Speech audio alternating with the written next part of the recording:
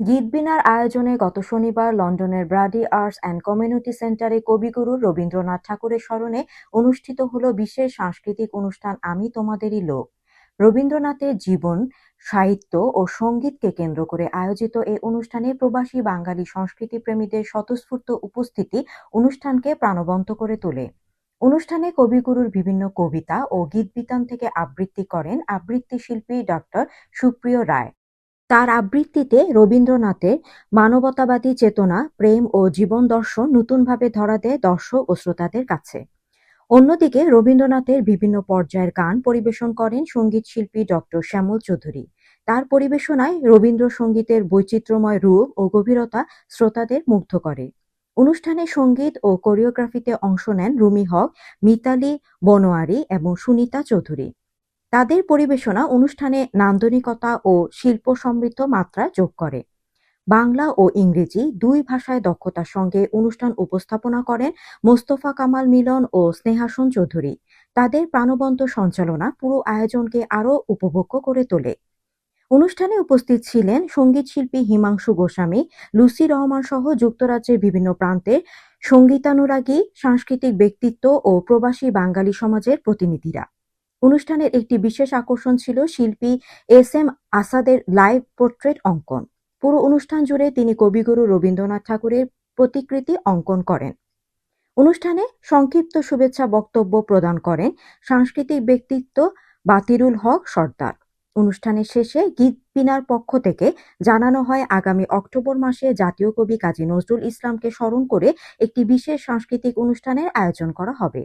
এই ঘোষণাকে স্বাগত জানিয়ে উপস্থিত দর্শক শ্রোতারা সংগঠনটির ধারাবাহিক সাংস্কৃতিক উদ্যোগের প্রশংসা করেন। গীতবিনার আয়োজনে অনুষ্ঠিত আমি তোমাদেরই লোক শুধু রবীন্দ্রনাথ স্মরণ নয়, বরং প্রবাসে বাংলা সাহিত্য, সঙ্গীত ও সংস্কৃতির চর্চাকে আরও সমৃদ্ধ করার একটি সফল প্রয়াস হিসেবে বিবেচিত হয়েছে। সবেমাত্র আমাদের গীতবিনা যাত্রা শুরু গত বছর। এই থেকে আমরা অনেকগুলো প্রোগ্রাম করেছি। এই ব্রাডি সেন্টারেও গত বছর আমরা একটা অত্যন্ত সাকসেসফুল প্রোগ্রাম হয়েছে, আজকেও হচ্ছে।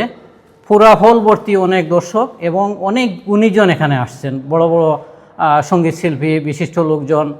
আমি সবাইকে ধন্যবাদ জানাই যে তারা অতি আগ্রহের সহিত অনুষ্ঠান উপভোগ করতেছেন। বিশ্বকাপ ফুটবল চলতেছে, কিন্তু ফুটবল থাকা অবস্থায়ও সবাই এখানে আমাদের গীতবিনার অনুষ্ঠান দেখতে আসছেন। এখানে অনেক অন্যান্য দেশের লোকজন আসছে, যাদেরকে আমরা এই স্ক্রিপ্টগুলো ট্রান্সলেশন করে দিয়েছি। তারা অত্যন্ত আনন্দিত, গর্বিত। বিশ্বকবি কবিগুরু রবীন্দ্রনাথ ঠাকুরকে স্মরণ করে শ্রদ্ধা জানালাম আমরা কবিতায়, গানে এবং চিত্রাঙ্কনে।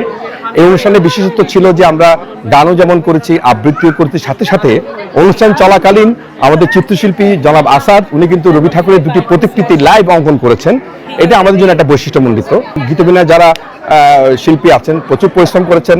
আর এখানে ডাক্তার সুপ্রিয়, সে যদি পাশে না থাকতো আমরা তো সেটা করতে পারতাম না, এটা আমি আন্তরিকভাবেই বলছি। আশা করি সুপ্রিয় ভবিষ্যতে আমাদের পাশে থাকবে, আমাদের দর্শকরা সবাই থাকবে।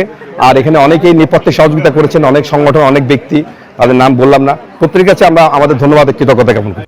রবীন্দ্রনাথ ঠাকুরকে স্মরণ করে গীতবিনারের আয়োজন সত্যি অভূতপূর্ব ছিল। অনেক দর্শক, হলভর্তি দর্শক প্রায় এসেছেন এবং তারা রবীন্দ্রনাথের গান এবং কবিতা উপভোগ করেছেন। তো গীতবিনার জন্য শুভকামনা এবং আয়োজক যারা আছেন তাদের জন্য শুভকামনা। ধন্যবাদ সবাইকে। গীতবিনার এই রবীন্দ্রনাথের প্রোগ্রামে, রবীন্দ্রনাথ তার গান আর কবিতার প্রোগ্রামে আমি ছবি এঁকেছি, লাইভ ছবি এঁকেছি রবীন্দ্রনাথের। এটা আমার জন্য অনেক গর্বের ব্যাপার। রবীন্দ্রনাথ ঠাকুর আমাদের প্রাণের মানুষ, আমাদের মনের মানুষ, আমাদের জীবনের প্রতিটা ক্ষেত্রে তার অবদান। তো রবীন্দ্রনাথের ছবি আঁকতে পেরে আমার কাছে খুব ভালো লেগেছে। ধন্যবাদ দর্শকদের, ধন্যবাদ গীতবিনাকে। অসম্ভব মনোমুগ্ধকর একটি সন্ধ্যা উপভোগ করলাম। আয়োজকদের এই যে চেষ্টা, এটা সফল হয়েছে। রবীন্দ্রনাথের বিভিন্ন দিক উঠে এসেছে, আবৃত্তি, চিত্রকর্ম, সঙ্গীত মূর্ছনা এবং সর্বোপরি আমি একটা জিনিস লক্ষ্য করলাম, শিক্ষকের যে নিষ্ঠা সেটি তিনি সঞ্চারিত করতে পেরেছেন তার ছাত্রীদের মধ্যে। উপস্থাপনা, গুণান্বিত এই অনুষ্ঠান আমার ভীষণ ভালো লেগেছে। অনেক ধন্যবাদ। আসলে আমি অত্যন্ত আনন্দিত যে গীতবীণা আজকের এই অনুষ্ঠানের আয়োজন করেছে। গত বছরও তাদের অনুষ্ঠানে আমি উপস্থিত ছিলাম। লন্ডনে বা বিলেতে সংস্কৃতির একটা আকাল চলতেছে, অপসংস্কৃতির আকাল চলতেছে আমি বলবো। এই মুহূর্তে আমাদের এ ধরনের অনুষ্ঠানের এই আয়োজন এবং রবীন্দ্রনাথকে যেভাবে তুলে ধরা হয়েছে এইখানে, এটা আমাদের যারা এই প্রজন্মের যারা তারা রবীন্দ্রনাথ সম্পর্কে জানবে, রবীন্দ্রসঙ্গীত সম্পর্কে জানবে। আর আমরা যারা রবীন্দ্রসঙ্গীত প্রেমী আছি তাদের জন্য এটা একটা বোনাস। আমি আয়োজকদেরকে ধন্যবাদ জানাই এবং এটা ভবিষ্যতে যাতে তারা একটা না, বছরে একটা না, আরও বেশি অনুষ্ঠান করেন, সেটাই আমি তাদেরকে অনুরোধ করছি। সাহিত্যে প্রথম এশীয় এবং ইউরোপীয় কোনো লোক যখন নোবেল পেয়েছিলেন, একমাত্র রবীন্দ্রনাথই পেয়েছিলেন। 1913 সালে প্রথম নোবেল বিজয়ী আমাদের অহংকার, বাঙালির অহংকার রবীন্দ্রনাথ ঠাকুর। নতুন প্রজন্মের কাছে তুলে ধরার জন্য গীতবীণার আজকের এই আয়োজন, কথা এবং গল্পে এবং গানে রবীন্দ্রনাথকে স্মরণ এবং এই যে নতুন প্রজন্মকে সম্পৃক্ত করে আজকের এই ব্রাডি আর্ট সেন্টারে লন্ডন অনুষ্ঠান করছে গীতবীণা। এই জন্য গীতবীণার প্রতি কৃতজ্ঞতা। আমরা বিশ্বাস করি রবীন্দ্রনাথ আমাদের হৃদয়ে জুড়ে থাকবেন সমহিমায়। আমার সোনার বাংলা, আমি তোমায় ভালোবাসি। এই বাংলাদেশ, বাঙালি যতদিন বেঁচে থাকবে পৃথিবীর বুকে, রবীন্দ্রনাথ বেঁচে থাকবেন সাহিত্যে অমর হয়ে। চিত্রের মাঝেই জীবনের আসল সৌন্দর্য ও সত্য নিহিত রয়েছে। নেতৃত্ব রাখতে গিয়ে নিজের ভুল বুঝতে পেরে কবি একখানি ছোট